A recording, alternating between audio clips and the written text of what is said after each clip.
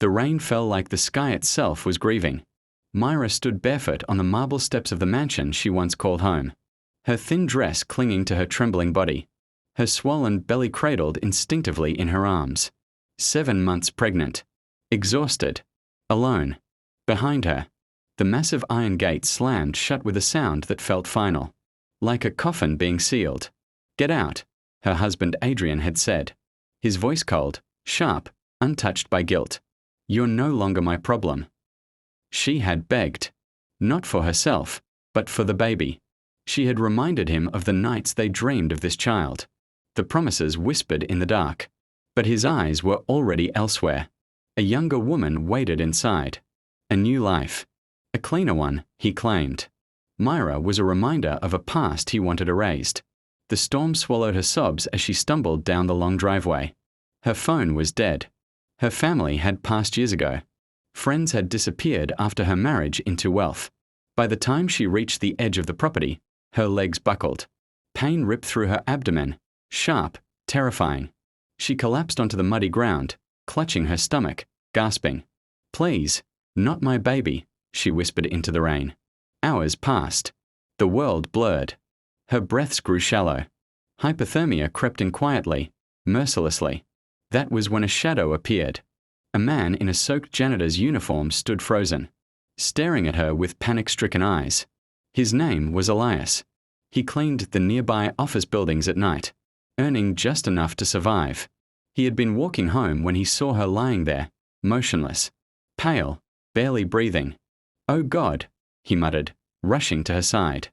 She tried to speak, but only a broken sound escaped her lips. Pregnant, bleeding, dying. Without thinking, Elias shrugged off his jacket and wrapped it around her. His hand shook as he lifted her. She was light, frighteningly so, and carried her through the storm, toward the only place he could offer, his tiny basement room behind an abandoned school. He had no car, no money, but he had warmth and kindness. When he laid her on his narrow bed, he wiped her face with trembling care. He boiled water, wrapped her in blankets, and prayed, harder than he ever had in his life. "Hold on," he whispered. "You and that baby. Just hold on." That night, as thunder cracked above the city, Elias stayed awake, counting her breaths, afraid that if he blinked, she would disappear. Myra woke to warmth. At first, she thought she was dead. Heaven, perhaps. The air was quiet, soft. She felt blankets around her, the gentle hum of a heater, and, miraculously, movement in her belly. Her baby kicked. Tears slid silently down her temples. "You're awake," a man's voice said gently. She turned her head and saw him, tired eyes, worn hands, a face marked by years of quiet struggle. He smiled, nervous and relieved. "I'm Elias. I found you last night. You were in bad shape." Her throat tightened. "My baby." "Alive," he said quickly. "I stayed up all night. You had a fever, but it broke." She tried to sit up and winced. Elias rushed forward, steadying her with surprising tenderness. "Easy. You need rest." The room was tiny, peeling paint, a single chair, a small stove, but it was clean, safe, and filled with a warmth she hadn't felt in months. "Why?" she whispered. "Why did you help me?" He looked down at his hands. "Because someone once helped my mother when she was pregnant with me. She was homeless, sick. If a stranger hadn't stepped in, I wouldn't be here." Myra broke. She sobbed into the thin pillow, grief pouring out, betrayal, fear, shame, heartbreak. Elias didn't interrupt. He simply sat nearby, silently offering presence instead of pity. Over the next days, he shared what little he had. Soup made from lentils and love. His bed while he slept on the floor. He walked miles to a free clinic, begging a nurse to check her condition. "You saved 2 lives," the nurse told him quietly. At night, Myra told him everything, about Adrian, about being discarded like trash, about losing herself inside luxury that had no soul. Elias listened like every word mattered. "You didn't deserve that," he said firmly. "No one does." For the first time since being thrown out, Myra believed someone. Weeks passed. Myra regained color. Laughter, soft at first, returned. Elias never touched her without permission. Never asked for anything. His kindness wasn't loud or heroic. It was steady. One evening, she found him patching his worn shoes with tape.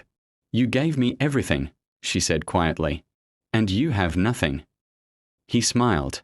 "I have enough." She began helping, cooking, cleaning, sewing small repairs for neighbors.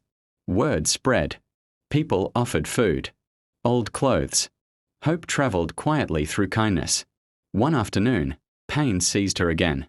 Labor came early. Elias panicked, but didn't freeze. He ran. He begged. He carried her to the clinic in his arms. Hours later, a baby's cry filled the room. A daughter. Myra wept as the nurse placed the tiny, warm miracle against her chest. "You're safe," Elias whispered, tears streaming down his face. "Both of you." She named her Hope. Months later, Adrian saw her. She was standing outside a small tailoring shop, holding Hope, laughing as Elias fixed a broken sign above the door. She was glowing. Not rich. Not desperate. Alive. Adrian approached, stunned. "Myra." She turned slowly. No fear. No longing. "You're alive." He stammered. "Yes," she said calmly, "because someone saved me when you tried to destroy me." He looked at the baby. "My child." Elias stepped forward, not angry, just solid. "Present. She already has a father," he said. Adrian offered money. Apologies. Regret. Myra shook her head. "You threw me into the rain. He carried me out." And she walked away. Years later, their home was still small, but full. Hope ran through the rooms, laughing.